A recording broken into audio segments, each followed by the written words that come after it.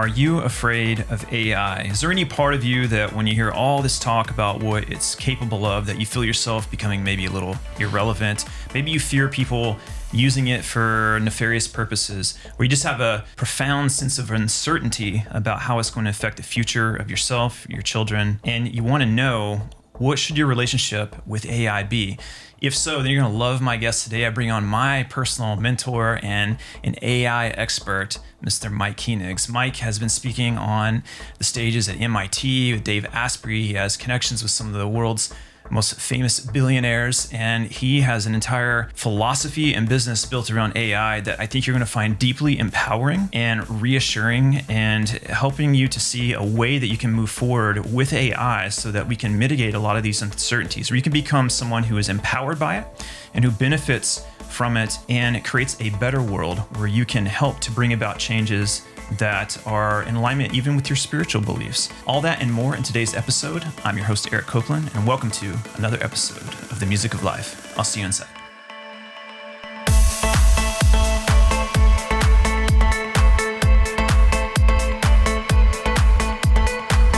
Mr. Mike Koenigs, welcome to the podcast, brother. It's nice to be here. Good to finally do this thing, and congratulations on launching the show. Thank you. Yeah. Well, I'm very appreciative of you inviting me to your studio. We're in a beautiful studio here.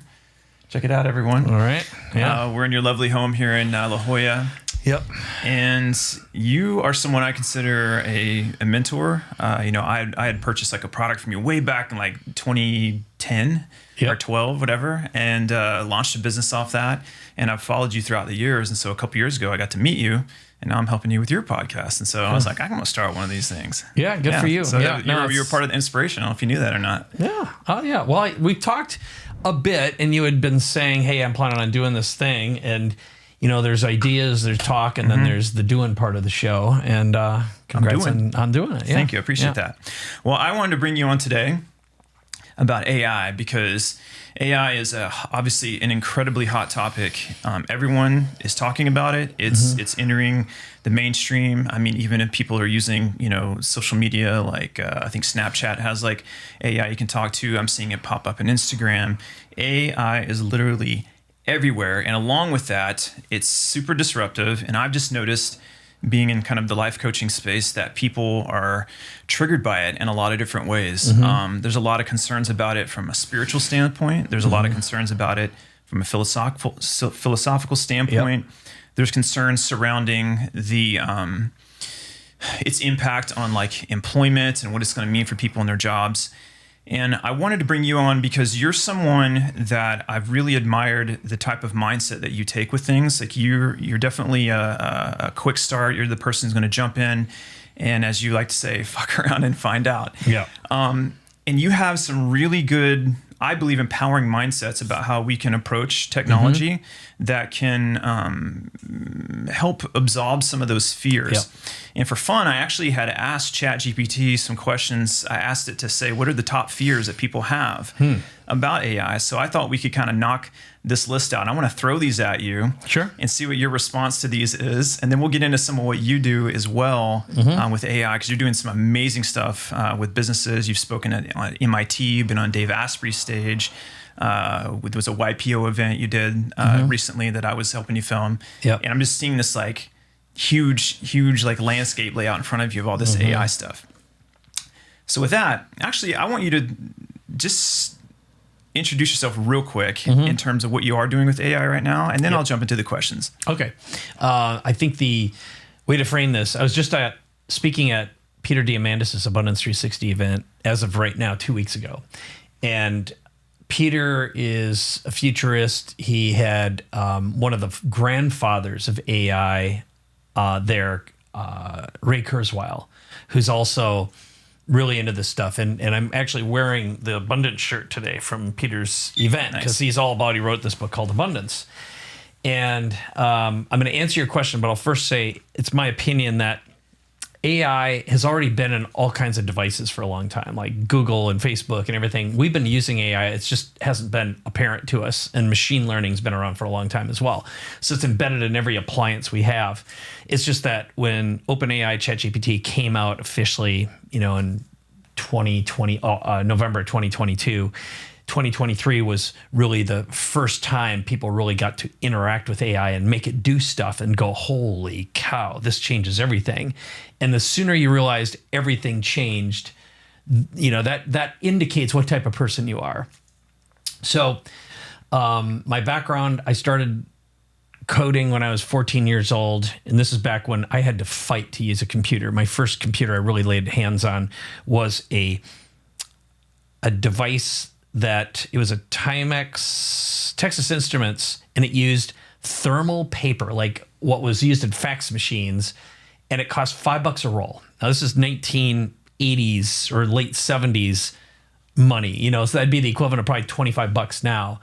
And I don't know how many sheets you got out of that, but we'd play teletype games, like Oregon Trail on that. And it had an acoustic coupler modem, which meant you had to dial a phone. You'd have a rotary dial or a push button phone. Call up a computer. You'd hear, the modem, and you'd put this handset into this thing. It'd start talking.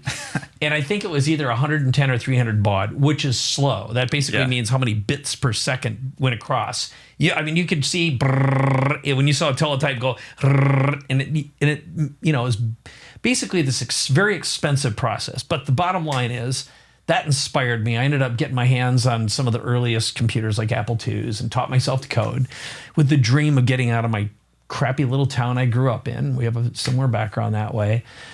And, I grew up feeling like an alien, totally out of place. And I just knew that I wanted to use computers. But I did get exposed to the idea of AI early on because it's been around since the 70s, basically. So if you fast forward a little bit, started, launched, sold a number of companies, got involved in marketing. I realized I'd never get to where I wanted to be, which is I wanted to be a millionaire so I could be free, all the illusions we believe about what happiness and freedom are. But eventually that led me to becoming a marketer, learning how to sell, learning human psychology, learning how to apply NLP to persuading people to buy things, all that kind of stuff. And if you fast forward to now, when AI made its leap, I had a transformative moment where I was like, holy crap, this is just like the first time I touched a computer. This will change the world. I felt it then. And then the first time I used a modem, and it was like, holy crap, this changes everything. And the first time I got on the internet, and this is when there wasn't even a web browser. This is before Netscape. And I was like, holy crap, this changes everything. And then when I saw Amazon, holy crap, this changes everything. This is that times 1,000, no times a million, times an impossible to understand idea. And I'm like, and just recently, Sam Altman said, there's a bet in Silicon Valley right now about the first one-person billion-dollar company.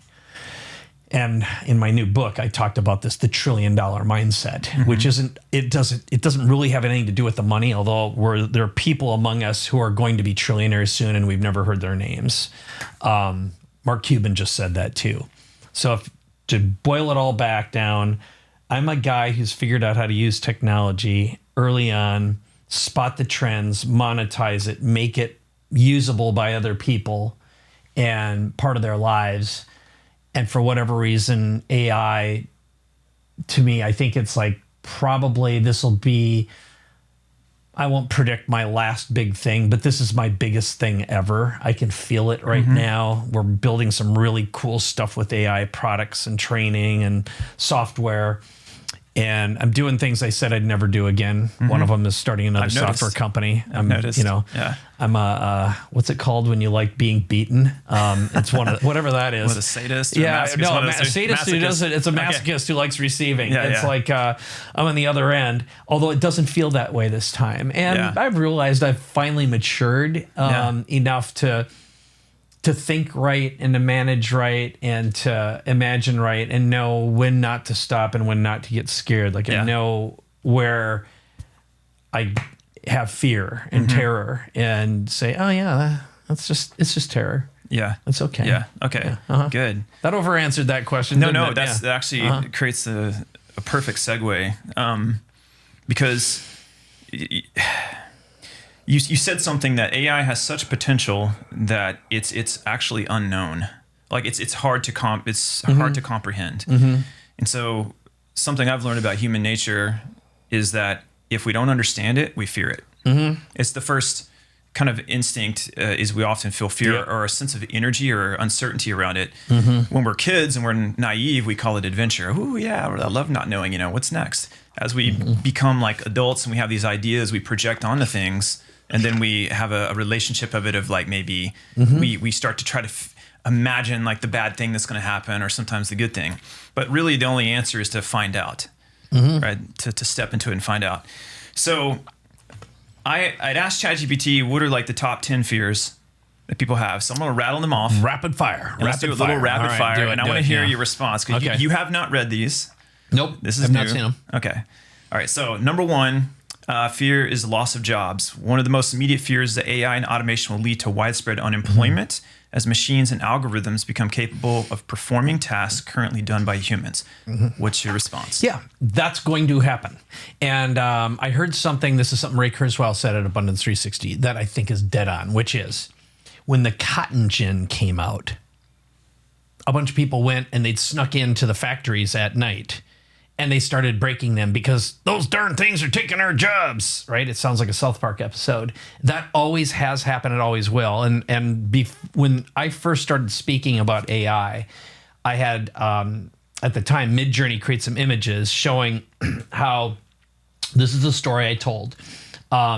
A long time ago when cavemen were fighting over other caves, some smart cave tribe decided they could pick up a rock and throw it at the other guy and smack him on the head and kill him, and they won.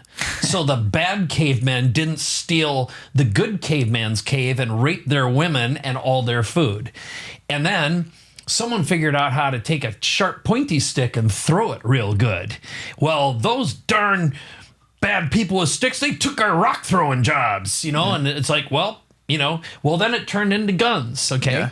And then it turned into ships and then planes. And at some point in the Old West when there was horses and stuff, and there would be a guy who'd pick up horse poop, And when the cars came into town, them damn cars had taken our jobs, okay? Yeah. Well, you know what? Probably a whole bunch of people died, and then vehicles and automotive automation enabled people to move products and services a lot faster. So, look, dinosaurs are gone. So quit acting like a dinosaur and thinking like a dinosaur because you're going to be dead, all right? There's some jobs that we think are so important. Like going out to coal mines is inhumane.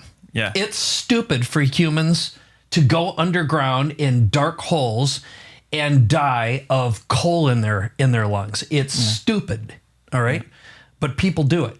And to have a whole bunch of slaves spinning cotton is inhumane, in my opinion, okay? Now, unfortunately, not everyone can be king. I get that. But the psychology behind that fear is stupid. So here's what's going to happen. AI will make stupid people stupider, just like social media made stupid people stupider. And some people are going to be 10 times, 100 times, and 1,000 times smarter and richer because they use a new tool. And those who don't use the new tool are going to be dead. They will be obsolete. So it's not about them being obsolete. It won't take jobs. It's just like, look, the universe evolves. So the sooner you get over that, which is a lot longer than your stupid thinking is. So don't be stupid. It's a tool. So AI is not going to take your jobs. Your inability to adapt and learn something new and face the reality of what's always been around you versus a stupid story is what the danger is. Yeah. It's stupidity. Yeah. Okay. How's that? Well, I can tell you're not passionate about this at all. What I'm hearing behind that is it's besides don't be stupid. Well, okay. No, you care about people. I do. You see this as an opportunity. Totally. And you don't want them to stay stuck in the past. No. And that this is the opportunity to be I don't want to be embraced. seen as an angry guy. It's just like sometimes you just got to get out of your own way and stop thinking wrong. Tough love. This is wrong thinking. Yeah. Tough love. It's okay. I don't have to be right. Yeah. Doesn't mean I'm right. I like it. No. Yeah. You I've heard you say something, if I'm going to attempt to paraphrase here. You said AI isn't going it's not that AI necessarily is going to you said something to the fact AI is not there to take your job. The person who learns AI is going to take your job. That's right. Yeah. Expand on that a little bit. Yeah. So here's what I do whenever I get on stage is, we can grab that slide. It's in the slide deck, but I always create a deep fake character. So one of them I'll have Scarlett Johansson come up and announce me. Yeah. I asked someone to make a little audio for you to tell you a little bit more. Here you go. Hey, YPO, it's Scarlett Johansson. Mike's wife, Vivian, warned me you're about to experience a fire hose of information. Mike is going to move along real fast, but don't worry. He'll give you his notes, scripts, and tools so you can share them with your team. Get your phone out now to capture the screens and take lots of notes. Okay, Mike, you sexy beast, get to work and call me for drinks when you're at the Emmys next week. Yeah, that one's funny. And it's pretty funny. And then at the end, it says, hey, call me when you're at the Emmys next year. And always add and bring, like if I'm at JJ Virgin's event, make sure you bring JJ and Tim too, so it's like, it's this inclusive thing. And I'm like, oh, by the way, that wasn't Scarlett Johansson. That's just a deep fake Scarlett I did for illustrative educational purposes only. But then I bring on the other one with Samuel L. Jackson. The most important part of using AI is just playing around. So what does FAFO mean? Mike shouldn't be swearing on stage, but no one told me I couldn't. Fuck around and find out. You aren't going to lose a job to AI, but you will to someone using it.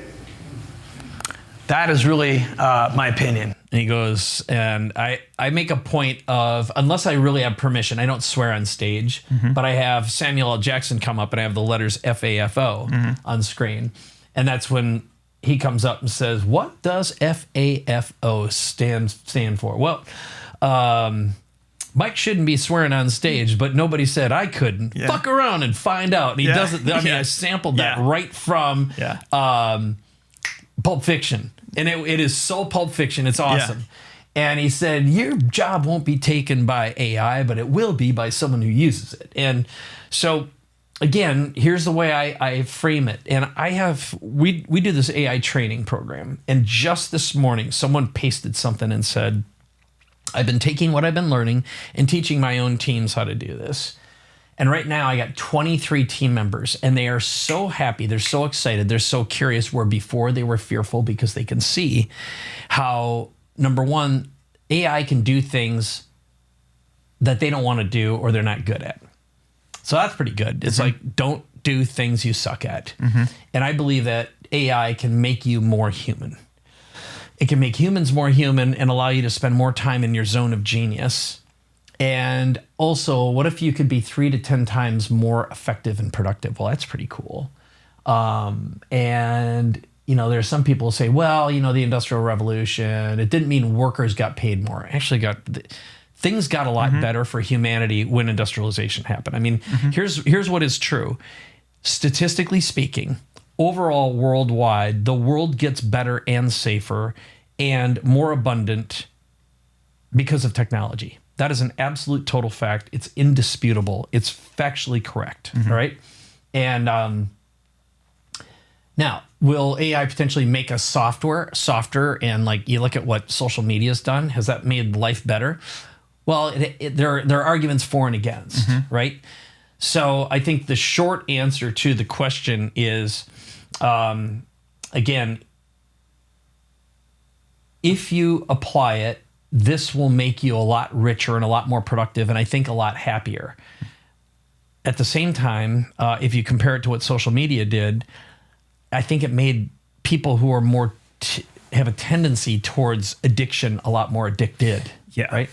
And I think we're about to see like fast food. Totally. Anything. I mean, AI porn is going to do as much damage as pornography online has done. Yeah. All right. Porn also is responsible for really building the internet. It's responsible for getting credit card processing going, e-commerce. It's the dirty little secret is it's propelled a lot of technologies forward. I'm not arguing for it. I think it's destructive. So again, it's all about how people use it. But is as a knife bad? Yeah, right? I think what scares us about AI is actually us. I think we are we don't trust each other as it is, or we know that humans have these. It's like we have one foot in the primal animal kingdom and another foot in heaven, right? We have this bad lizards. Yeah. We can be bad lizards. We can be bad lizard brains. And so, waxing really philosophical here, everything ultimately comes down to like energy or power. Like there's no getting away from power. You have to have a relationship with power. You can't escape it. You are like, it's everywhere. It is a thing. And so it's the wielding of that power responsibly. I think is where we start to feel uncertainty and fears, because it's going to be a reflection of our relationship with each other and ourselves with how AI interprets us. Yeah. I did see, I'll give you one more little add-on. Yeah. So I was watching this little thing. Have you heard of the guy Lucky Palmer? Do you know that name? He's the guy who is responsible for basically inventing the Oculus Quest. Okay. And he got bought by Facebook for $2 billion. And most recently, he has started a company, and he's basically creating drones for defense. And so I just saw this special, and the 30-second version of it is they were making these really, really smart drones that, the future of defense is not making big ships, because what's happened in Ukraine recently is they got all these drone speedboats, basically. They're jet skis with bombs on them that are skiing around, and the Russians cannot hit these things, and they're blowing up these billion-dollar ships. And now they're taking out their oil refineries. So the point is, 1,000 drones right now with bombs on them are unstoppable. So on one hand, it's like, holy crap, Skynet. Like, AI can be used as a massive force multiplier for evil, unquestionably. And it can put evil in a lot fewer people's hands. And on a positive note, they are replanting coral reefs right now with drones and replacing seagrass at a massive level. They're planting trees at an incredible level with drone technology, and saving lives and fighting fires and. So again, I have a tendency to believe that ignorance is the worst enemy of all things. Ignorance combined with state power, taxation, and religion. I mean, if you just want to put it down, they're stupid multipliers. Now, are they bad? No. I think you need a state. I think you need taxes. I think religion can serve a very positive function to keep people on track, right? And provide hope. I'm not opposed to any of them. I just think that when you combine it with a mass of people, horrible things happen. But you know what? I love individuals. Don't trust groups. Yeah, it's an interesting, that's one of those paradigm, like, reticular activating shifts in which we're going to look at, like, do you trust the individual, or do you trust the collective? I love people. Yes. I love individuals. I just, when you get them in a room and you get a leader spouting stupid, and I mean, fascism happens because dogmatic. People get frustrated and revolutions occur, and the younger folks over time resent those who have wealth and say, why this is unfair, not realizing, someone worked really hard to get there. And if you destroy it all, usually what happens, you look at China, they killed the educated, they killed the wealthy, they killed and you got surrounded with a bunch of ignorant dolts who propagated stupidity. Okay. And communism and socialism and fascism, I think we can all agree, are bad. They don't work. That's a historical fact. I've had a realization when I was, contemplating on different, like, political systems and philosophies. I was like, you know what? The funny thing is that you can take the best idea in the world, and as soon as you use force to apply it, it immediately becomes a bad idea. So, like, the notion of communism, or the ideal of hoping for some type of, like, equal measure, or at least a more balanced kind of a thing. The road to hell is paved with good intentions. Yeah, you try to force it and be dogmatic and rigid. And so, I draw a lot, I get into spirituality in this channel. So I draw a lot of my philosophy from, like, the Rosicrucian tradition. And so I really like how, or even that, look at Chinese yin and yang. Okay. The idea that, like, it's not a individual. It's not a choice really between individual or collective. No. It's actually, you want an empowered individual so that you have an empowered collective, and you want an empowered collective that protects the empowerment of the individual. And like, to me, that's what the founding fathers were attempting to create. Totally. Here was to have that balance, something that really never been done in written history. The Roman Empire maybe being the closest, but even so, not really like it is today. Yeah. And that's eventually, when you got an emperor, the emperor decides that his descendant somehow deserves something, and I happen to think that generational wealth. It takes an enormous amount of responsibility to make sure that power is not abused, and I think eventually it will be. It's going to either and I've lived this. Like, I grew up. My dad grew up poor. My mom grew up poor. Very difficult situations. I grew up with people who loved me, and my dad worked his ass off to provide for us. And then I did not want to be there, so I worked my ass off with a broken brain in a lot of ways, either a very special or very broken brain and ADHD and all that, to get to where I am. And then I did the injustice of making it easy for my own son. Okay. Gave him the best life, the best resources. And my wife's been doing humanitarian work in Uganda. He's been to Uganda. He's seen the poorest of the poor. He's been in mud huts. And that is a compartmentalized thing. He didn't fight for it. And now he's suffering the consequences in his early 20s for not having to fight for it. Gotcha. And I think the nature of this animal we live in, so if I separate and I say there's this soul, there's this spirit, there's this sacred part of us, and then there's the animal. The animal needs the fight. It needs a certain form of war and resistance and pain in order to discover itself. I find no evidence saying that isn't the case. And I also think, you can have you have 8 kids and they're all going to be different, right? It's nurture, nature, DNA, whatever it is. Thank God things are random. Thank God things are unpredictable. I love the fact that we have an impossible to navigate environment with imperfect parts. Yeah. That, thank God the universe is just the way it is. Yeah. I think it kind of comes down to that question between fate and destiny, because fate is when you leave things to the randomness. Destiny is whenever you're choosing to step into and attempt to create a destiny for yourself, for creation. And it's like that maybe is kind of like the fight you're talking about a little bit, the struggle, the confronting the fears, the unknowns, fucking around and finding out. Even with AI. Yeah. And I'd also go on to say one thing. So I have a great friend. His name's Kiko Donchev. He's director of launch for SpaceX. And you can't get to Mars and you can't launch rockets if you're staring at your belly button. Yeah. Okay? You got to get your ass up and learn some science and learn some engineering and be fucking extraordinary. And, for Elon Musk's challenges, he's not the most well-loved guy right now. Neither was Steve Jobs. Steve Jobs is a well-known jackass. He's very, very angry and hard to work with and manipulative. And Kiko loves Elon. He's just like, he's navigating a very complex life, and holy crap, he's extraordinary. Yeah.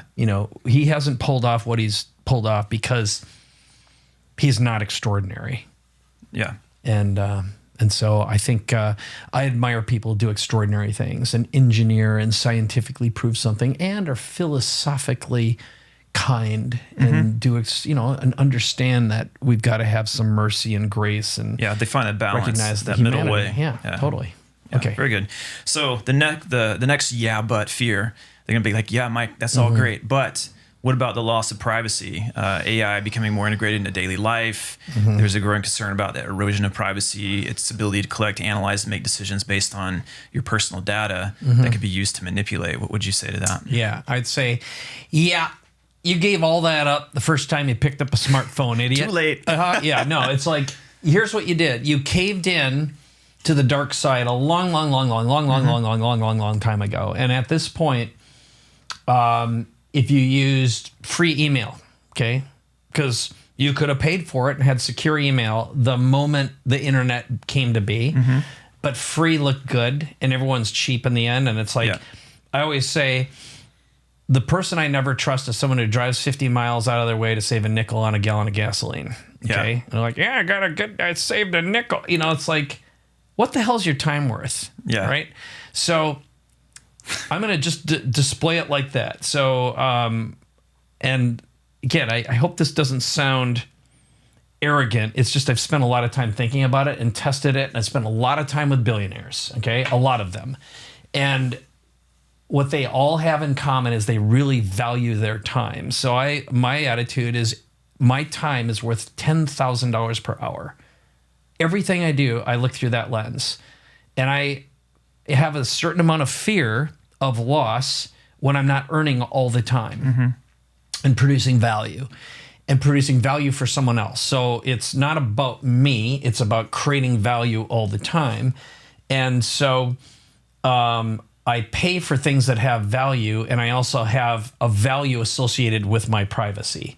So what I've come to the conclusion of right now is this thing I started out with, which is the moment you used anything for free online, you gave up your privacy. Now, you might not have willingly done it, and the rules have changed over time. You didn't know what it'd be applied for or how it would impact you, okay? And that's why those big, long EULA clauses show up that you have to scroll through before you accept. And deep inside, those devil-worshipping attorneys write these concocted crapball things that are designed to, we pass by it, right? We give up everything ignorantly, and we don't know any better, and we don't know how it's being used, and it's all been sold. And here's the harsh reality. Two big things. Number one, your jumble wad of everything you've ever clicked on, all the porn you've watched, everything you've ever done, every evil thing you've sent has been scored over and looked at and sold, and now you are a predictable algorithm. They don't even need to follow you around because you're an algorithm. Okay? Boom. So what you think and your privacy never existed, it doesn't, so take that. Okay? That's just the reality. Here's number two. Oh, what if this AI takes my stuff? Already did. The moment you ever posted anything on Instagram, Facebook, TikTok, or any of those other crapball services, which I have someone else put stuff on there. I never go on them, just for the record. I do not waste my time because it ain't worth 10 grand an hour to me. I'd rather make something. So I'm a creator, not a consumer. That's another mindset. But back to the mindset here of AI. So here's what happened. And again, I'm not saying this is a good thing. It's just the way it is. A whole bunch of bots read everything on the internet and compiled it all into a ball of knowledge that's called a large language model. And there's a whole bunch of them. So ChatGPT, OpenAI has one, and Grok, G-R-O-K, G-R-O-Q, Perplexity has one, Gemini does. So there's all these large language models, and there's lots of them. All of them have read basically everything online. And then there's another one that's looked at every image online. Now, the big tech companies are going to say, we didn't look at anything that was copywritten or whatever. And Adobe supposedly did that. The other ones just don't tell you. And the other thing is there's no way to protect it. But here's what is important is your identity isn't in this big ball of thing.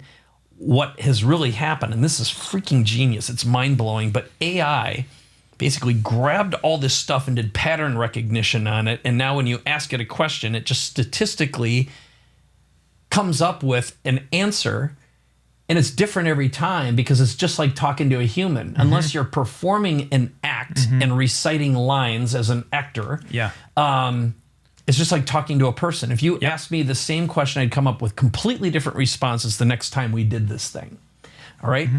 AI is exactly the same way. It's just like a human. We don't even know how it works. Yeah. All right. That's interesting. Yeah. So, and it sucks at math sometimes, which is really funny. It totally funny. does. It's not optimized for that. It's optimized for characters. It's a language model. Again, there's no such thing as privacy.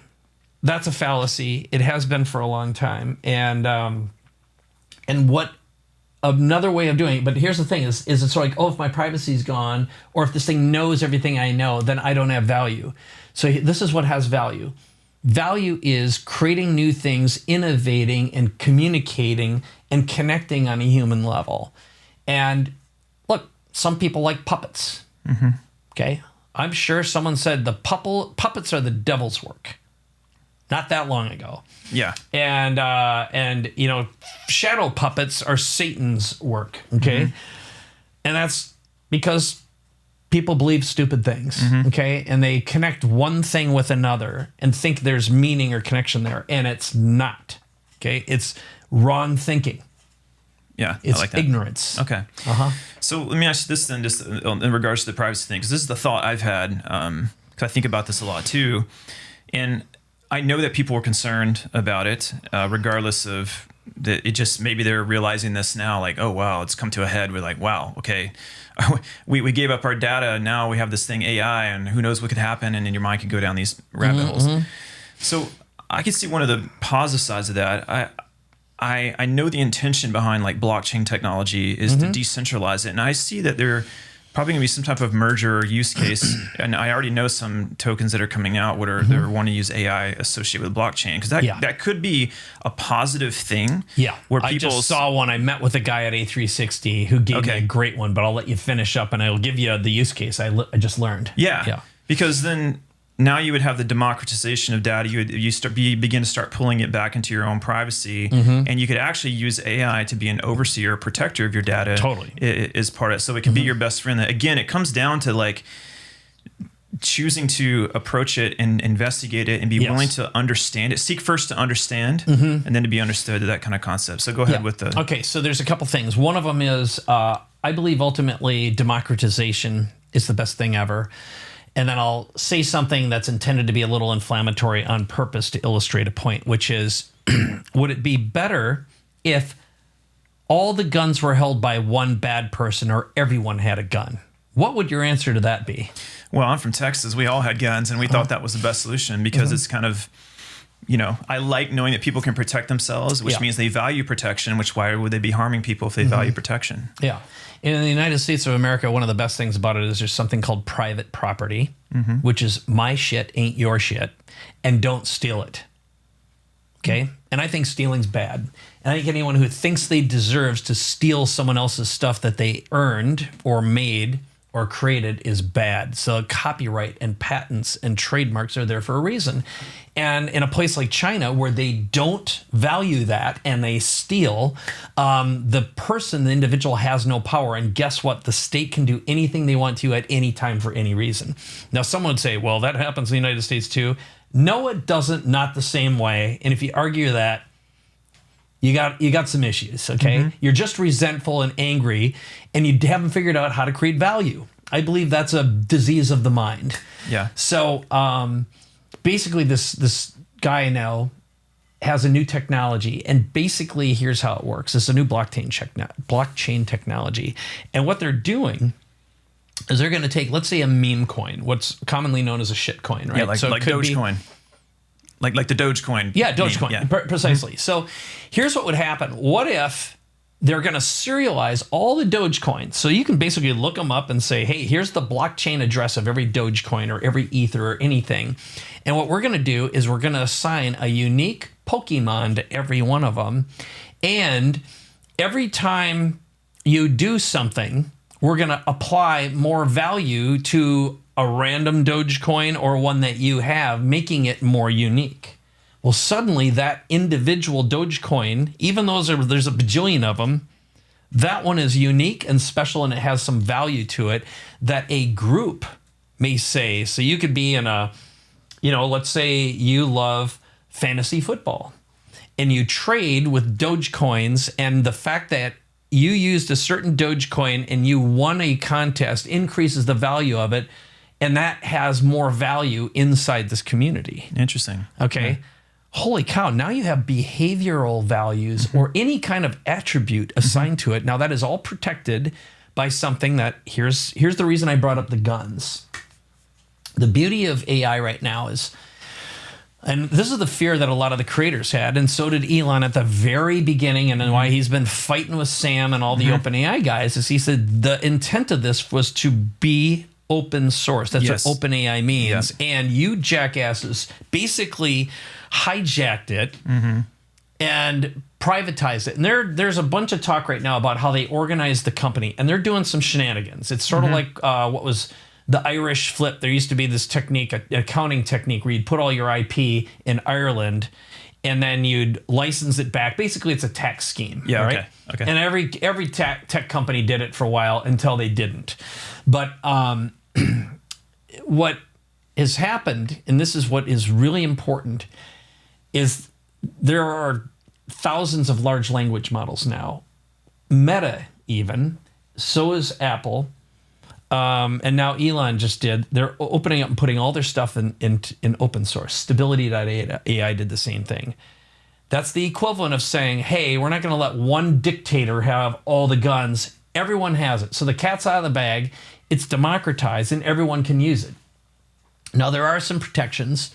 Like, I would argue that anything in the hands of China is going to do bad things, but China is terrified of AI because individuals can communicate, and when individuals can communicate, create, and move value out. So this is, again, the Chinese economy is a farce, a total farce. And the way they pump and dump and manipulate and steal from their citizens is unconscionable. And there's no legal way to get any value out of that country. Okay? Yeah, let me inject. And I know I'm going way off on a big tangent. There's a dovetail. This segues perfectly because we can answer two of these, two more of these, because you brought up kind of the China.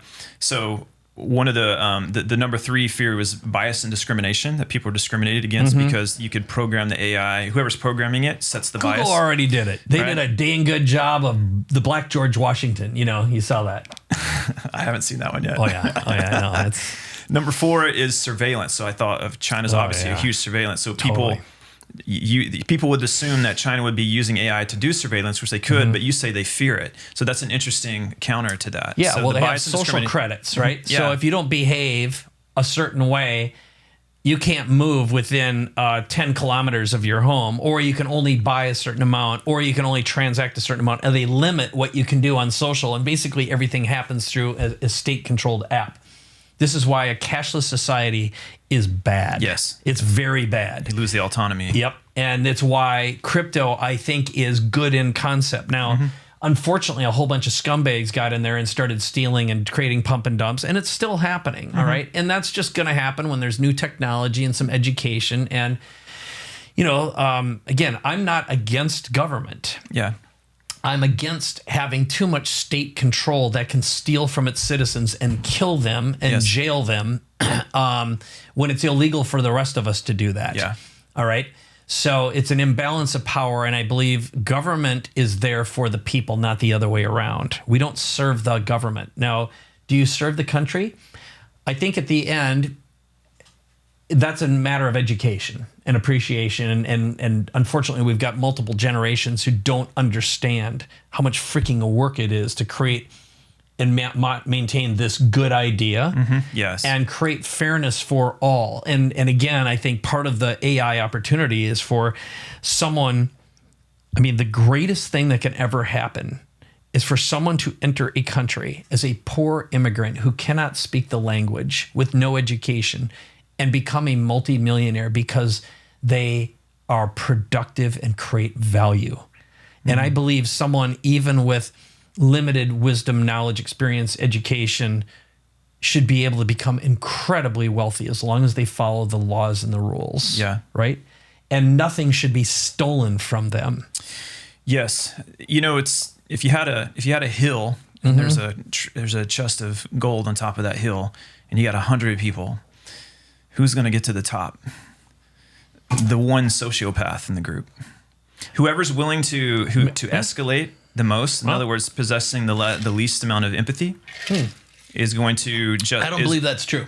You don't think? I don't believe it's true. I think that's the tendency of the lizard, but I think here's why I don't think it's true. This is another Kiko Donchev thing. So just a couple nights ago, he texted me 2 minutes before our launch, and he said, look up, we're going to paint the sky. And I'm going to give you the videos This and is the clips, right? SpaceX guy, yeah. launch director, yeah. And so I go outside, and from my backyard here, I'm watching the rocket go by, and I'm getting a real-time update from him. I'm watching what's going on YouTube, and how is this connected to the box of gold on the top of the hill?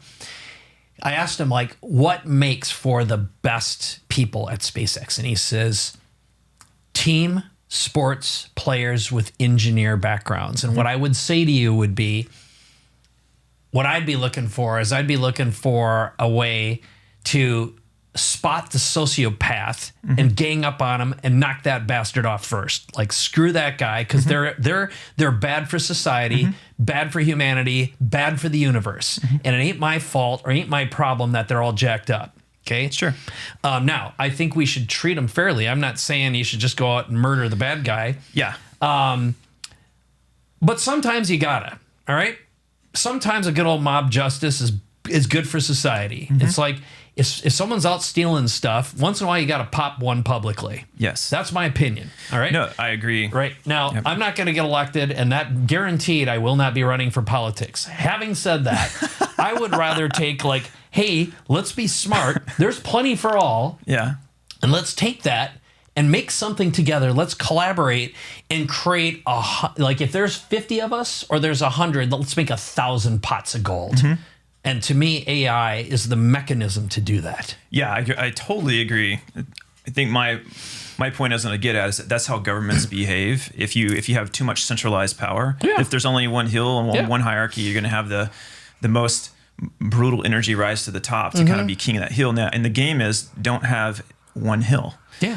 So you need that balance between governance and the empowered individual. And so AI kind of introduces a potential for that. It's not a guarantee. Yes. It's not a guarantee because it depends on our relationship. So I think what you're trying to encourage people to do is engage with the shit. Like, get on there and use it. Use AI to learn how to improve your life. And there's so many ways that you can do that, right? Yeah. And the fears are really not that justified if you will change your relationship with it. Yeah. There is infinite abundance that exists. This is a force multiplier. And again, it's despite my harsh criticism, I ultimately believe that people are good. I don't believe that people are evil or bad. And I think that people will do bad things when they get into desperate situations. Absolutely. And desperate situations means when there is a lack of abundance. Okay. War is fought because over a lack of resources. Yep.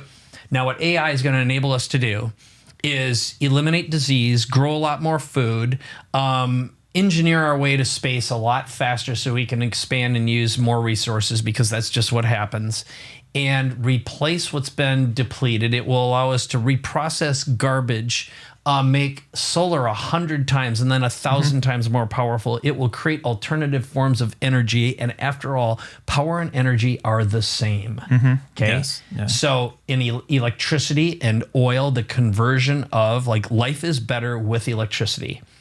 And I just finished reading a book recently. I'll look it up when you ask your next question, but it's basically about how glass changed humanity. And it's because we could, now glass originally happened because lightning struck sand and people found it and made jewelry out of it. It was a rare object. And then someone figured out one day how to melt sand or silica and make glass. And then someone else figured out that when they'd take seaweed and mix it up, it turned into clear glass. And then they made a microscope and a telescope. All right. Then they could figure out how to see disease and solve massive disease problems that existed. It turned into telescopes so we could see foreign bodies, and we could also create fiber optic communications. Okay. It's mind-bending stuff. And it's affected communications. Anyway, this guy basically looks at some of the biggest inventions and how it evolved and affected humanity. AI is a tool. It is an invention, and used properly, it's already being used invisibly, and you just didn't see it. Yeah. Okay. It's already here. Now it's just changed form. Yeah. All right. Number 5. Yeah, but autonomous weapons. You kind of talked about the drones. That's earlier. what the Palmer Luckey story was all about. But go ahead and ask. People are afraid of, like, we're already a warfaring species, and we're just going to use this AI to, they're going to remove that human pain that goes into being present and choosing to take a life. It's just left to a machine to automate. And people this is where you kind of get into the, the Skynet kind of fear. Yeah.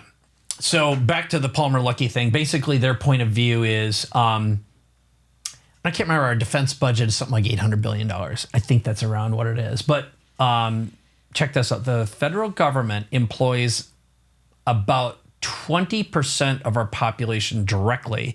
And when you take into account government pork, which is basically politicians paying wealthy corporations free money because they have lobbyists. Basically, it's each, let's just say, rapidly moving hands under the table. And that creates a bunch more jobs. It's about 30-some%. It's a lot, all right? And how's this affect, and what's this have to do with? Well, inside of every government, ultimately, we are a species that fights for resources. Lack of food, lack of water, lack of. I see where you're going with now, when you have bad countries that don't value the individual, they do worse things, both to their citizens and then to the outside world, and they operate without conscience. So, again, we don't have to pick on any good countries or bad countries, but I think you can just look at them and you can say, well, America's a bad country. Whatever. I'm going to just say, like, usually the bad ones on top have dictators on top, and they fix their politics. All right, let's start there. So when you kind of work your way downstream, here's what will ultimately happen. If you got a whole swarm of drones, 1,000 of them, you can't stop these things, and they're really, really, really, really, really cheap. So war's going to get really cheap, and it's going to get a lot more effective to stop a bad individual or a small group. And it will use less resources. Okay, so in other words, you have to steal less from your population in the form of taxes to be more effective at preventing bad people from doing bad things. I'd say that's the good argument for. And Lucky Palmer's company is going to completely disrupt the mechanism. Here's the other thing: is the real evil danger here is the way the defense companies get paid. Because what they do is they're a cost plus, and they're basically set up to drain the bank accounts and extend things and screw up and be inefficient and stupid, and then charge a profit. Well, they're super profitable every step of the way. They just hide it real well. It's a giant shell game of bad, and it's been around for a long time. And it's because, well, we've always done it that way. We must have done it, So, this guy's going to disrupt it. I think AI is going to disrupt bad business models just like it's going to disrupt war. Yeah. I don't think war is good. I just think it's inevitable. Yeah. Well, it's based, like you said, on the presumption that there's scarcity. And so human nature, we tend to get pulled into our lizard brains whenever we, it's a temptation to choose survival over morality. Yeah. When we're under that influence, that fear. Yeah. If AI can help to create more abundance, then I guess the deduction you're making is that then that also removes the incentive for war. Why fight if there's a better solution? Yeah, that is absolutely it. You know what I should do is I should say the summary first, but sometimes I got to talk through it. No, it's fine. I love hearing it. I love hearing your process. So here's we're on number 6 now. This is a great one too. So this one is about the loss of human control. So right now we're dealing with what we call AI. But, the big talk is about the AGI or the artificial general intelligence. Now, this is the shift where now AI is requires you to prompt it. You are the consciousness driving it as a tool. AGI has this potential. You start opening up these philosophical and even spiritual doors about what is consciousness anyway. Yeah. And the idea of AI becoming self-informed, self-driven, making its own deductions, how, that's I don't think anyone has any really clear answers on that right now. Well, there's a bunch of clues, and so there's a couple things. One of them is agents, and another one is synthetic data. So let's take both of those on first. So we've reached the point right now where the AIs have effectively consumed and learned almost all human created information. Okay, every piece of recorded history, and now it's chipping away at, and Google's got an unfair advantage here, as does TikTok and Facebook, although I would argue that a lot of the stuff on there is crap, just sensationalized garbage. But there isn't more stuff to learn from. So what's happening is the AIs are getting smart enough so they're creating synthetic data to train itself based upon the rules it's learned. In other words, it's learning how to think faster than humans can think and create. It's philosophizing. It's ideating. It's amazing. Yeah. Okay. Now, until I spent enough time learning about that and understanding it, I was like, that's evil and stupid. Although, again, these things are analyzing data that humans aren't capable of processing. So just imagine that you could put the AI in the CERN particle accelerator. And right now we're learning about how everything moves around in the universe, fundamental particles. We're starting to deconstruct and look at data, DNA data, and collecting massive volumes. Like, imagine grabbing every blood test, every cancer test, every x-ray, putting that in here, and then looking at someone's life and death stuff. And it's like, shoot, you can start predicting what's going to happen, which means you can wipe out a disease long before it becomes a problem. Okay, the best time to catch cancer is before it turns into stage 1 or 2 or 3. Like I had 3A, right? Now I have half a colon, half a rectum. Can't get it back. Maybe sometime we'll be able to grow one because AI has figured out how to create some lattice work that can work inside my body. So, and I just saw something, I don't know if it's true today, that they used a retrovirus to effectively stop 9 out of 10 cases of cancer. So back to like answering the question, which is the loss of human control. Well, yeah. So here's what I believe is happening. If you think about it, I happen to believe in God. I believe there is a consciousness, and the universe is an extraordinarily complex place, and we're only sensitive to a small number of dimensions simultaneously. Yep. So 3 dimensions plus time. And I think anyone who's ever done any plant medicine, we happen to know a couple people who have, you become an interdimensional, multidimensional being and become aware of the universe outside of time. Now, that could be an absolute hallucination. I'm willing to own that. And what the patterns that you experience and then you come back with are quite profound. Yes. So ultimately, here's what I believe is happening. I believe we are all, I'm going to just say the word, even though it might sound inflammatory, is we are all gods, recreating God on many dimensions simultaneously. And AI is an evolution of thought. It's an evolution of engineering and mechanization, and everything is everything all at once, all at the same time, forever, always has been, always will be. And the universe is constantly expanding, and it is conscious. We are all one and part of a consciousness. And I think to say there's a distinction between, I happen to believe that all animals are very conscious. Every bug you've ever killed on purpose or accidentally, that my little kitty, Lola, is a very conscious being who reacts to love and is emotional. Yes. Yeah. And I am genuinely afraid of AI being conscious and it having rights and then fighting us for, like, it's like, hey, but we made you, right? Yeah. I don't know, when a man loves a woman and a woman loves a man and you make a little baby. We all have fear. We all have primal fears of betrayal and abandonment. My thoughts on that are good programming. Yeah. My thoughts on that, though, are, there's been wisdom traditions that have been passed down for thousands of years through humanity. You can go down the rabbit hole looking into even like Atlantean civilizations. You can get all into that. Yeah. When you're tapping into plant medicine, you're getting, glimpses of this, of perspectives.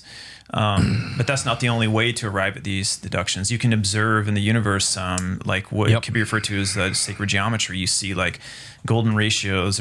There's a as true above, so within, right? There's a math, the Hermetic principles. There's absolute balance and harmony to nature, and even what we experience as chaos is really just a lack of perspective. Yeah. Right. So, in that sense, just training AI on that alone, you have some logical things like, to say, well, humans are an ever expanding and evolving species, and AI can be that way too. But AI can never have the human experience, and human never the AI experience. Like to originate as, say, AI, let's just assume it becomes a conscious sentient being somehow, right? Its path is different than that of a human. Therefore, if it wants to evolve itself, there would be value in keeping humans around to see how they evolve and how we evolve from each other. So in the grander scheme of things, it makes more sense to invite humans to like not fight with it than it does to fight with it, if it's given that training and that perspective, to realize it can never really unto itself have a full perspective, and it would depend on respecting the life of other things and learning from that. Yeah, so if you've ever studied simulation theory before, and this is, again, something that could either be like, oh my God, this is like a terrible hallucinogenic nightmare, which is we are in fact a hallucination within a hallucination within a hallucination. Anyone who's had a bad trip would know, like, when you have that sensation where you're falling either upward or downward, and it's like you're waking up from a nightmare or you're falling back into a nightmare. My interpretation of that seed, that conscious seed, like I used to have panic attacks when I was a kid. I didn't know what they were, but I would have that sensation of this terror thing. And anyone who's ever lived inside that nightmarish experience knows what I'm talking about. And so what I would suggest is, again, I'm just using a logical sense of from as above, so below, so within. And I also think that as we evolve, we are replicating consciousness, and we are witnessing consciousness all around us. And the further we get in and deeper, we're seeing evidence of multiple levels of consciousness. Now there's this new theory I just saw of these tiny little, like, cilia hair of life forms that exist in the harshest environments in the center of the earth, and they're all talking to each other. It's sort of like the mycelium of mushrooms. So the basic idea is the mycelium of mushrooms is sort of like an internet of the earth and of all plant species, and they're all interconnected. Yeah, it makes sense to me. I mean, look at the universe. Look at our bodies. We're just a big batch of microbes and bacteria. So I think these are basically organic or AIs. I believe what we are moving towards is it won't be long, and we are going to synthesize, and we're not far from it. I met another guy at this Abundance 360 who's been effectively synthesizing and working on synthetic life. Okay, we're pretty close. And there's another guy who was there who did a bunch of space stuff, and they're making synthetic organic chips. Now, what does that mean? Well, right now we are at the point, NVIDIA, Intel, the rest of them, they're down to 2 nanometer technology. We're at the point where we can't put more stuff on an atom. The only way we can go to continue our growth curve with technology and processing is to basically print and make organic chips. Yeah. All right. Well, I think God already did it.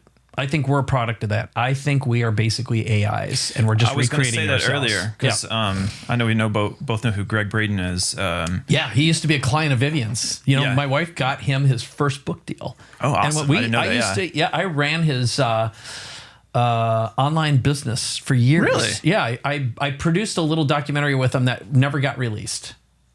Yeah. How's that for wild? That's awesome. Yeah. Yeah. I'm selfishly like, how am I going to get him on my podcast? Yeah.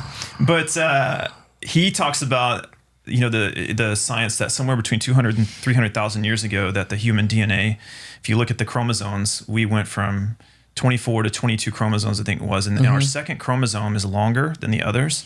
And when scientists look at it, they can't explain through long, slow evolution, this second chromosome that gives us language. It's the chromosome that makes us self-aware. That was our AI moment that happened between 200 and 300,000 years ago, and it was suddenly it can't be explained by traditional evolution. Not that evolution doesn't exist, because it does, but something with humans, something happened. Where we became like, instead of just a hominid species walking around in a animal consciousness, we had a awakening. Yeah. So it wasn't just thumbs. Wasn't just thumbs. Yeah. Okay. Yeah.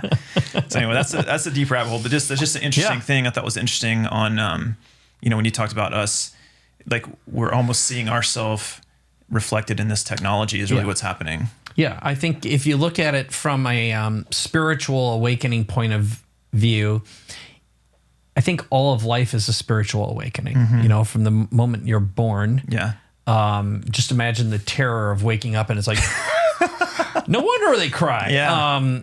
And anyone who's had like the equivalent of I'll just speak for myself. I've had a rebirthing experience.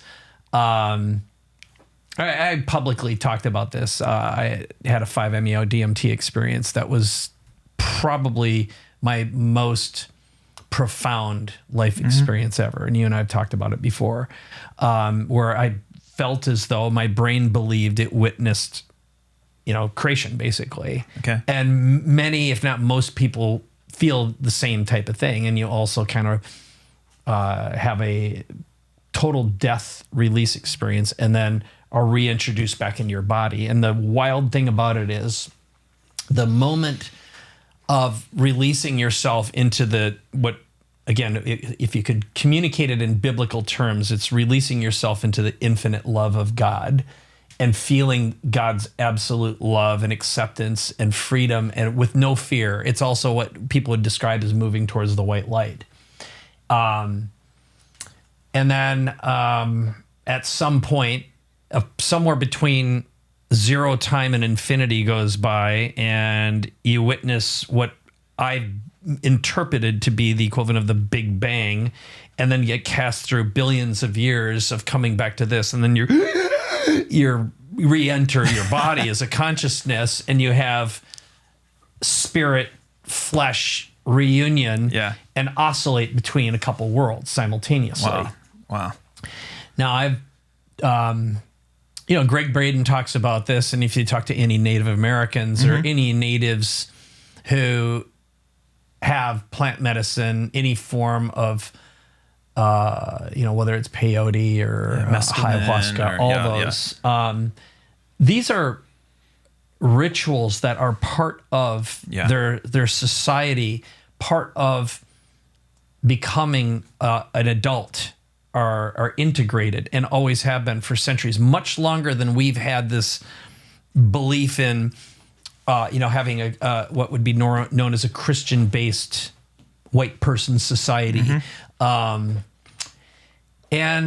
again, you look back at history, I just think that what we're witnessing is rebooting. So when you talk about the chromosome and the moment, I think again that any time you've done some deep work, even if it's deep breathing and you activate your own DMT in your brain, this is the same. It's not.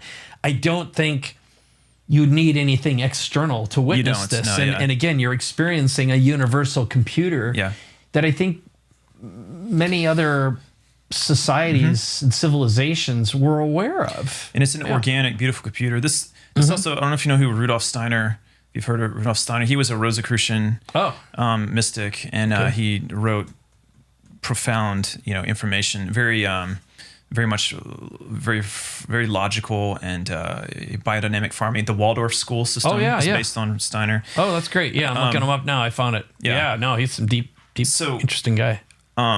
He shared a concept, and it's echoed in other spiritual teachings as well. And it comes down to this like harmony in nature, that there's essentially two impulses, and we see these reflected in our biology, like with say the emotion and logic, for example, yin and yang, or he called it there was the Ahrimanic and the Luciferic. And I don't want to, people will hear Lucifer and they're going to think Satan and all that, whatever, but just think of the concept here is that there is an impulse that is a compassionate and loving impulse that has us find healing through leaving the physical, or like it has a desire to leave and disassociate or run away from the physical. Okay. Yeah.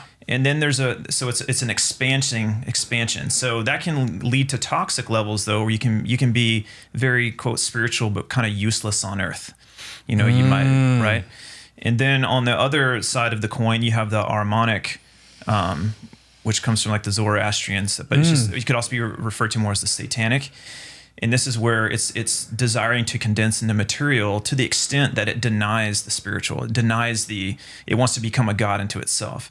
So when I look at AI, I see like it's interesting because you do have, again, it's our relationship with it as a collective. So there's going to be impulses that people want to create illusory experiences with it and escape into fantasy as a way to avoid that, and that becomes obviously problematic. And there's going to be an impulse to move, say, maybe into like a transhumanist thing where you believe you're so convinced that technology is the only answer that you end up forsaking spiritual things. And the truth is, you have to have that balance.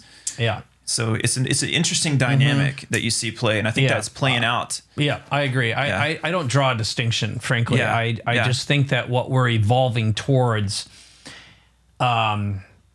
is that what if what we're realizing is all of this stuff is already in us, all of these AI agents, all of these tools, and we just haven't had the combination of the discipline, the structure, or the activations to get there. So what if we're, I don't really buy into that we only use 10% of our brain kind of crap. I think that's just a bunch of... I think that's been kind of debunked anyway. I'm pretty sure, yes. Yeah, just it's always felt wrong to me.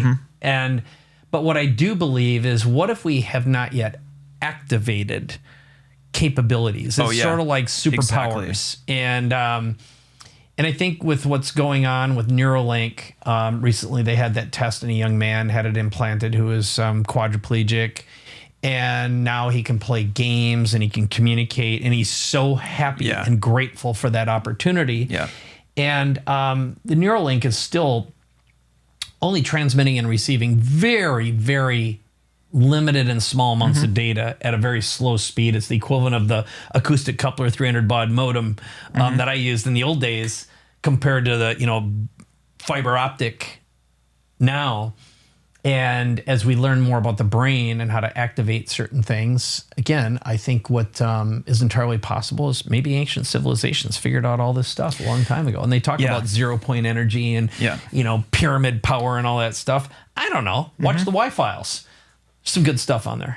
So I'm going to rattle off these last couple because we've kind of hit them, and then we'll do a little summary. So one was the existential risk. So some people would think that humanity...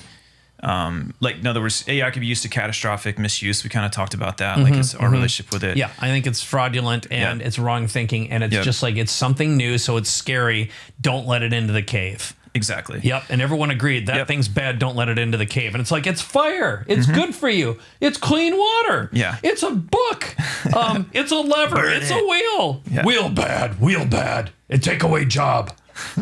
Number 8 was the devaluation of human experience. So like a concern that as AI takes more over work and creativity, that we like those things atrophy within ourselves. And that's an interesting, I think what you would probably counter to that is like, well, tools and technology do not devalue or take away humanity. They allow artists to emerge and create fantastic things. They allow industry to occur for cleaning water, for example. If it weren't for filtration, totally. Yeah.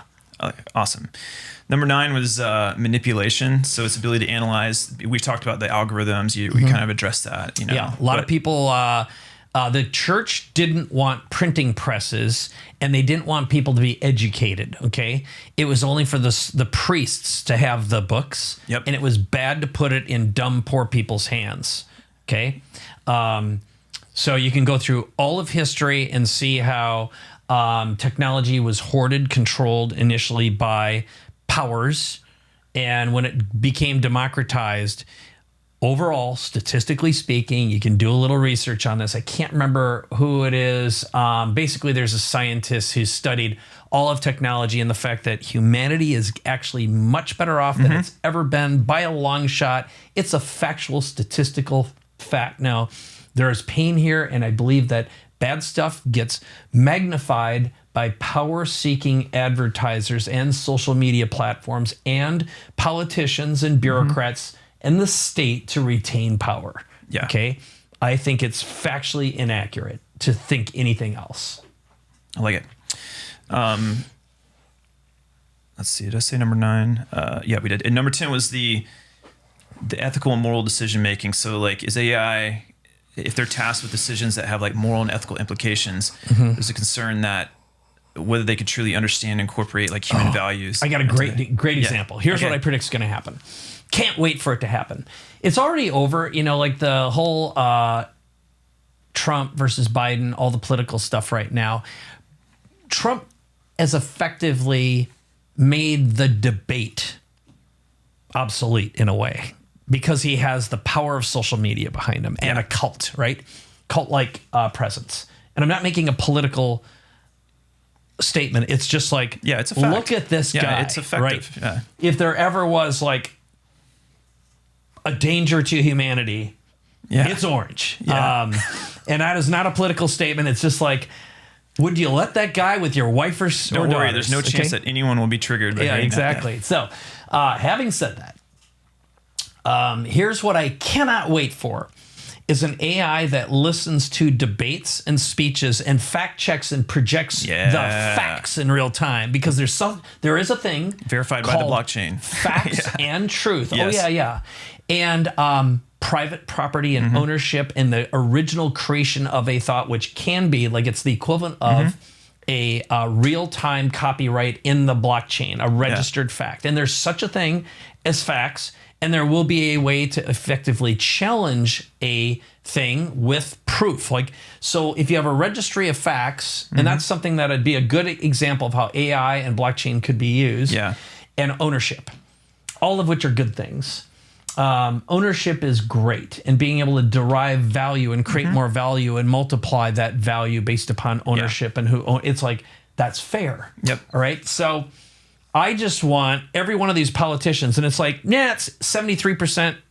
And then you could double click on it in real time. So it's idea, like, I'm sorry, sir, that's a lie.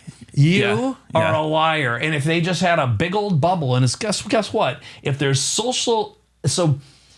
something about society that's really good is shame and abandonment and being kicked out of the tribe. There's a word for that when you basically banishment. Okay, societal banishment worked for a long time. I don't think it's necessary to cut off someone's nose or cut out their tongue or cut off their hand for stealing.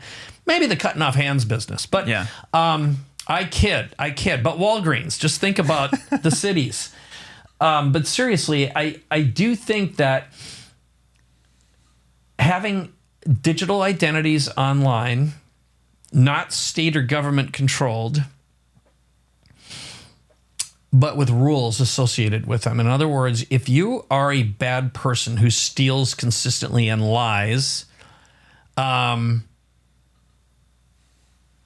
do think, like, again, this is very Black Mirror, what I'm about to say. But I would like to turn off anyone who consistently lies and does bad things in my sphere of influence. It's like, I just don't want that pollution around me. It's frankly why I don't have Instagram, TikTok, Facebook on any of my devices, and I pay someone to put that stuff out there. I just don't want someone doing the Amber Heard in my bed. You know, Amber Heard laid a turd in someone else's bed. And so I don't want anyone shitting in my mouth or my bed or my brain or my ears or my face or my eyes. It's just not useful. Yeah, so it's a boundary. I love myself too much to have that, to lick toilets. Yeah, it's interesting to dig into this with you, because I can see that as someone who absolutely loves and values the power of technology, you also understand that like technology is really like kind of a neutral party, but that doesn't mean that you don't have personal boundaries. It doesn't mean that you don't have concerns or even fears about things, but your solution to that fear is to become more empowered in your knowledge, not to run away from it or be scared or try to use it to control people or something like that. You really do believe in this this kind of middle way. And I think that's like the big takeaway that I want people to come away from is that, we are in a society in a Western world, we have become addicted to material science. We had a Newtonian model of reality, a mechanistic view of the body. And now with the quantum revolution, you're having a shift. A lot of things are happening all at once. There's a lot of change. There's a lot of perspectives. I just came from UCSD and saw Dr. Joe Dispenza's new documentary. They did the study. So showing that, while it's amazing what Neuralink can do, people through mystical meditation experiences with no exogenous substances that are just average normal people, not yogis, are having profound biblical level healings, and it's being documented and verified by scientists. And you're seeing exosomes, you're seeing amazing potential in our biology. And I think the moral of the story for today's age is that you can't avoid technology. Nope. Avoidance is not a solution. Yep. There's no more islands you can buy, baby, and you can't start a country of your own. That's just like, we're in this together. Yeah, I think a little mutual respect and use it as a multiplier and a safeguard and to protect our liberty and our dignity and create more abundance and educate. Yeah. So, final question for you. Yeah. If Gandhi, Jesus, Buddha were sitting in the room right now, and Mother Teresa, gotta have some mama. What would they say about AI? What would be their advice? Damn. Wow, that's no pressure. An interesting question.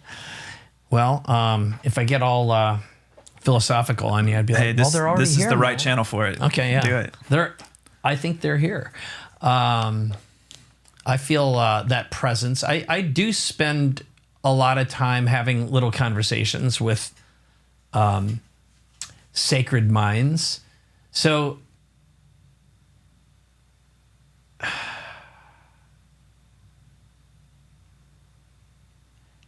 I think what's most important is to think through a first principles point of view. Is what would be kind? What would be dignified? How can you treat humans with more grace? So again, this gets back to, this is nothing more than a tool. And tools are feared. And things that either create power, take away power, or have the illusion that they're going to take something away from you are feared. And ultimately, in general, none of that is true. And so, and the cat's out of the bag. There's nothing you're going to do about it yet. It's sort of like if there was a new disease, and, there's always going to be some new thing. I think what would Jesus, all three of them say?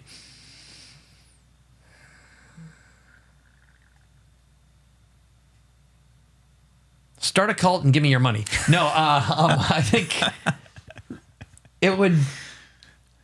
I don't think they'd think of this as anything other than, like, if you ask Gandhi, like, are cars? What about a car? If you asked Jesus about, I don't know, a 4-wheel cart, not a 2-wheel cart. I just don't see a distinction here as anything more than it's just a technology. My real reaction and response is this. There's only one thing that you can do, which is decide what something means to you, how you're going to interpret it. Yeah. And then I also said a while ago, I was doing a training and I said, okay, so if all you got's a hammer, everything looks like a nail. And if you look at a Japanese craftsman's toolkit, like they have gazillions of tools and they're made for joining and building really amazing furniture where you can't even see the joints and they don't use glue. Like mastery and artisanship and art and integration, using wood a certain way and a certain type of wood a certain way and finding a way to match the grain. It's like, what if this just made you a Renaissance man or woman? And to me, that's what it does for me. Vivian said something that really grabbed me. I got emotional about it. She said, this is the first time I've ever seen you with a tool that keeps up with your imagination. Yeah. And I was like, holy oh, yeah, baby, you get me, right? Yeah. Like I get up so excited now because I can make art and I can make little video and I can create ideas that I can share so much faster. And like I couldn't have written this last book as fast as I did if I didn't have AI helping me. It didn't write the book, but it made me a better writer. Yeah. I was able to fact check and come up with some ideas that I would have needed someone else for. But you know what? It was like 2 a.m. and I woke up with an idea, and before I would have had to write it down and try to get to it in the morning when I already had a bunch of stuff scheduled. And this time I could just go bip, bip, bip, get it done, 3-4 minutes, and then it was done, and I could let that idea go, and I got back to sleep. Yeah. It gives me a lot of peace. Yeah. No, I can tell. Yeah, you're especially being a quick start, imaginary. That's amazing. Well, one of Gandhi's famous statements was be the change you want to see in the world. And the thought came to me when you were talking that maybe what he would say would be, since AI needs training, it's like be the training you want to see in AI. Wow. Be the training that you want to see in AI. Like become that. You know, use your creativity, step into the tool, make with it. Because if you're voting with what you train it to do, you're playing a role, you know, in that evolution of it. If you just avoid it and fear it, you're letting other people take the reins. Yeah. Ooh, that's good. Yeah. Right. Well, Mike, you do have a book out, and I want to plug your book. This is AI Accelerator: How to 10x Your Productivity, Clone Your Smartest Employees, and Monetize Your IP in the New AI Economy. I know this is definitely for your business folks. You work with a lot of people who have businesses. What gets you, like, who is, you have like a digital cafe product that people, and you just launched it. Like I've watched you completely shift your whole brand around AI because you're using it, so excited, and you're just launching that. And this book is kind of a celebration of it. Can you give us a quick overview of what digital cafe, and maybe I'll throw the little mini commercial for it. We'll create a link for it'll be digitalcafe.ai/EC. Okay, and we'll drop that right here. Yep. So what that'll do is you can get a copy of the book for free. Oh, sweet. And I'll even give everyone the audiobook when you go through the funnel. So it'll ask you some questions. You'll be able to see a product that I built that's made to, I think, create intimacy between brands and people, and help you learn more about a prospect and then be able to market to them and sell to them effectively. But here's what, the way I open up the book, one of the first stories is this. I was speaking at Dave Asprey's, and I asked a question in the audience. There's a couple thousand people in the room. And I said, is there someone here who wants to create a new business that wants to brainstorm with AI and create it together? And Dave shouted, pick Alan, who's 14 years old. So I brought Alan, and Alan's this 6'2", gangly, boy. He's like, I always say, he's just like Zach was, a squid in a blender. That's his son. Okay, Alan, okay. A-L-A-N. Okay. And it's my middle name. Oh, it is. Yeah. Okay. That's my brother Rick's middle name too. So I said, well, what kind of business do you want to make? He goes, gaming PCs. And I go, okay. How are you going to make them different? How about we do 3D heads? I go, oh, that's cool. So Alan says 3D printed head cases. And I go, hey, you know what? That's a pretty good idea. And he goes, I go, what's the first head case? And he goes, my dad. So, okay, all right. And how are we going to get the word out about this thing? And he goes, I don't know. Like, I go, how are you going to build your brand? He goes, I don't know. And I go, how about we write a book about 3D head cases and build your own gaming PC? And he goes, okay, but I don't know how to write a book. And I go, let's write it now. So basically I brought up some tools and we built a website. We started writing his book. And then while I was there, and that all happened within 10 or 12 minutes. And I turned to the audience and I said, do you see what just happened there? That's a 14-year-old boy just started launching a business of his own.